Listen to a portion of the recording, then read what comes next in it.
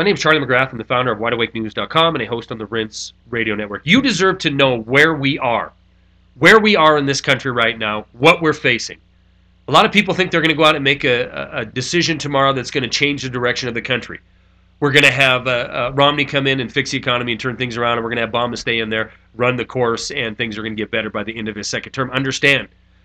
You got to understand where we're at before you can listen to the lies that come out of Washington, D.C. and the mainstream media, because they would have you to believe that we are either on a course that is sustainable or that we're going to enter a course that is sustainable. Let's look at where we really are. If we look at unemployment in this country right now, 2012, we are truly worse off than we were in the Depression of the 30s. Does that sound ridiculous? Well, look at this. 1932, 22.9%, the high during the Depression of the 30s was the unemployment rate, 22.9%. If we calculated today's unemployment rate at the exact same metric, we'd be at 23%.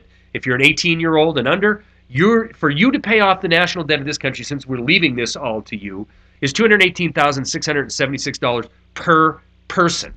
Couple that with the fact that it's $130,000 now for you to get a private college education and $173,000 for you to buy an inflated home. You are $500,000 in debt just to be a good debt slave in this country.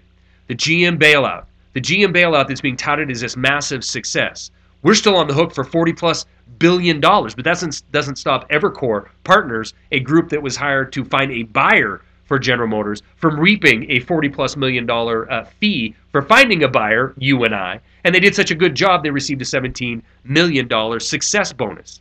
Now, is it coincidence that this same company, Evercore, the CEO of it, managed to have a fundraiser and raise over $1 million for the current president to get reelected? Absolutely, it's not just a coincidence. This is how it works in crony capitalism. Every example I just gave you has nothing to do with Democrat or nothing to do with Republican. It has everything to do with a system that is dominated by financial banking special interests. So at the end of the day, who wins? Well, if you ask a lady in Idaho Springs, Colorado, she can tell you exactly who wins. She couldn't pay her mortgage. She had been in the home for years, but because she couldn't pay her mortgage, she had the bank's enforcers, otherwise known as law enforcement, show up in full battle dress uniform and evict her with assault rifles. That video is attached to this one. Watch it. It is absolutely shocking. At the end of the day, we will continue down the path towards absolute financial ruin until it is time for the trigger to be tripped and austerity to be implemented into this country.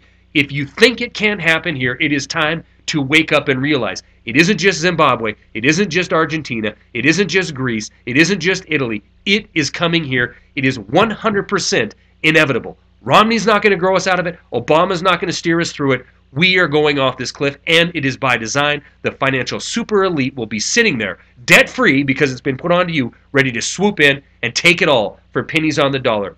The middle class in this country has two destinations, very poor or in prison. Stories are attached. That's all I got.